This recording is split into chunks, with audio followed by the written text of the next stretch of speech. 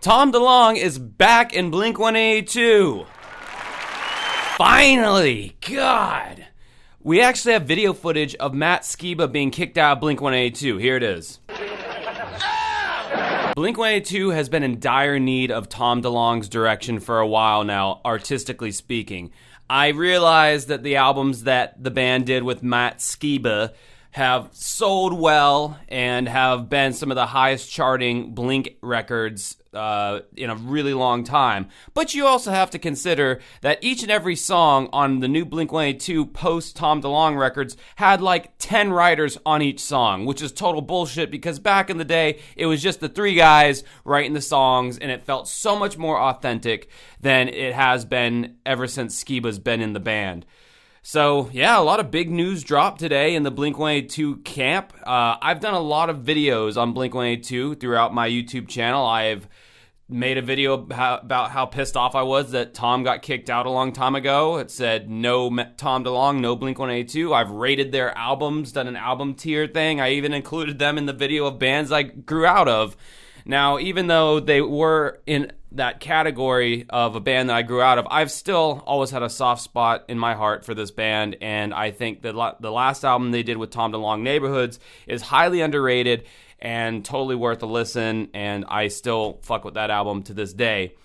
But yes, not only is Tom back in the band, but they're embarking on a major, like, not world tour, but like a major, like, American tour, like South America, North America, Canada. Tom had been talking more and more about Blink-182 on his Twitter, on his Facebook, like in the past year or so. So people were speculating that he may actually get back and rejoin the band. But then, you know, Mark Hoppus got cancer. But then he beat it, and so that's great news. But, I mean, this tour is so big that I don't know how Mark's going to, like, you know, after you beat cancer, I guess depending on what treatment you got, I mean, it leaves some people pretty weakened for the rest of their life. Like, my grandma had it, and she was, like, never the same, but that's neither here nor there. Maybe it was a different form of therapy that he got, and he's 100% ready to go. Either way, they're coming to Tampa, Florida, July 10th, so best believe I'll be going to that show because they've always been a bucket list band for me, and I fucking refused to see them when Skiba was in the band. I just had no interest in seeing him. Matt's bland, mediocre voice trying to sing Tom DeLonge songs, even though, yes, Tom DeLonge is not a good live singer, but he's a good studio singer. He's got a good tone to his voice. And that brings me to my next point. They have an album coming out according to a statement that Tom DeLonge posted on his Facebook page. And that's exciting. And they posted a clip of one of their new songs. And freaking Tom DeLonge's voice sounds normal again. Like after after 15 years of him singing all kinds of fucked up in that Angels and Airwaves style of vocal that he did, this new, clip it, he sounds like his voice should sound. Like, not as high-pitched as, like, Enema of the State years, but, like, that tone, that like, Southern California kind of nasally thing, it's back. He's not doing the, like, you know, the hello, here I am, here we go, live's ready to begin tonight. Like, that weird Angels and Airwaves style that he, like, cultivated.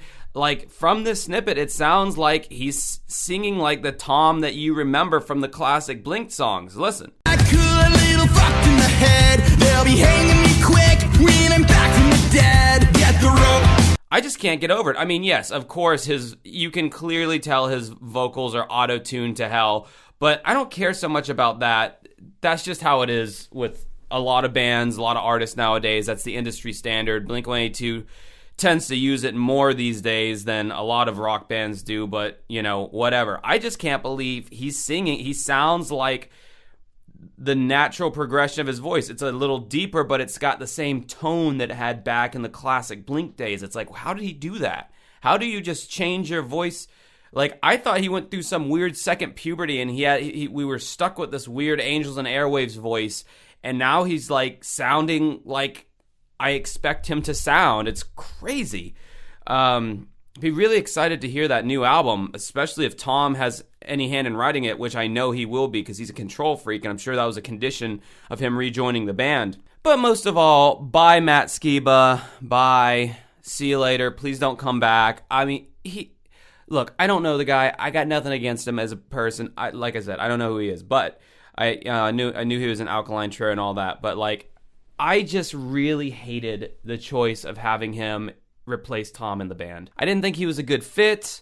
I didn't like how, and I feel like this was probably Mark and Travis's idea when Matt was in the band. Like I said, just all the producers and co-writers on all the songs that were not people in the band. It's like Blink-182 never wrote like that. That's what made them so authentic and so like real and likable. And the California and 9, I think those are the only 2 albums they did with Skiba. I could be wrong. Those were the most soulless albums. I mean, there was like a few good songs off of there. In particular, the song 6-8. That one I will give to you on the deluxe edition of California. Listen to that song if you haven't heard it yet. But yeah, it's I hated those records, and I hated the songs. I hated the direction they were going in. This soulless, like pre-packaged pop punk bullshit that had nothing special about it, no hooks, like nothing interesting. I mean, it was the blandest shit, yet people liked it for some reason. And like the Gen Z kids, that's the only reference point they have to Blink-182.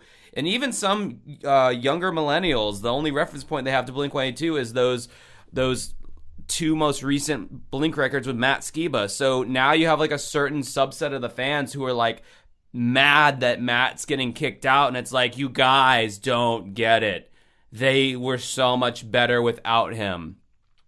I mean, go listen to Neighborhoods, which I still say is their greatest album that they've done so far. Go listen to their self-titled album. A lot of the millennials love this album.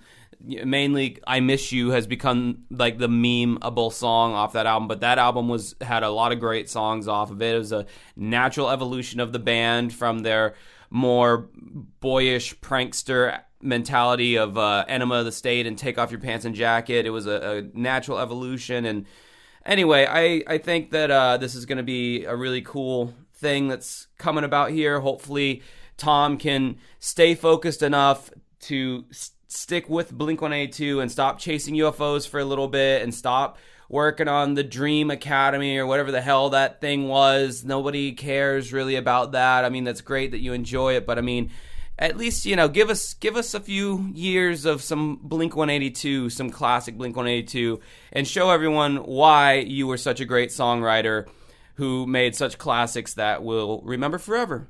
So that's my take on the whole Tom rejoining Blink. I'm super stoked about it. This is one of those moments as a music fan when a band that you like that has fallen off, when they make a huge change that you would have never thought possible and could potentially become great as they once were.